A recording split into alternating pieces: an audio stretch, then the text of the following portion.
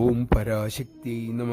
മധുരക്കൊതിയുള്ള ഒരു അമേരിക്കൻ സാധക പലപ്പോഴും നാവിനെ നിയന്ത്രിക്കാൻ ശ്രമിച്ചു, മിക്കവാറും പരാജയപ്പെട്ടു. ഒരിക്കൽ രസമാലി കഴിക്കാൻ കൊതിയായി.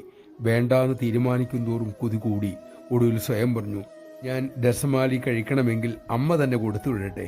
അങ്ങനെ കൊതി അടക്കി. 2 ദിവസം കഴിഞ്ഞു. അമൃത കുടുംബത്തിനുള്ള ആഹാരം ഒരുക്കുമ്പോൾ ഒരു ഭക്തൻ വന്നത് വലിയ 2 പൊതികളുമായി. അവർ തുറന്നു നോക്കി. അതിൽ നിറയെ താൻ കൊതിച്ച മധുരപലഹാരം. തിരക്കി, എന്തേ ഇത് വാങ്ങിയത്? കൊണ്ടുവന്നയാൾ പറഞ്ഞു, ഞാൻ ഐസ്ക്രീം തപ്പി കുറേ നടന്നു, കിട്ടിയില്ല, പിന്നെ ഇതാകട്ടെ എന്ന് കരുതി. ഉടൻ തന്നെ സാധകയുടെ മനസ്സ് മന്ത്രിച്ചു, നീ പറഞ്ഞത് അമ്മ കേട്ടു, മധുരം കൊടുത്തു വിട്ടു. നമഃശിവായ. നാം ചിന്തിക്കുന്നത് പോലും അമ്മ അറിയുന്നു, പ്രതികരിക്കുന്നു. പക്ഷേ അമ്മ പറയുന്നത് നാം ശരിയായി കേൾക്കുന്നുണ്ടോ, അനുസരിക്കുന്നുണ്ടോ? ചിന്തിക്കുക.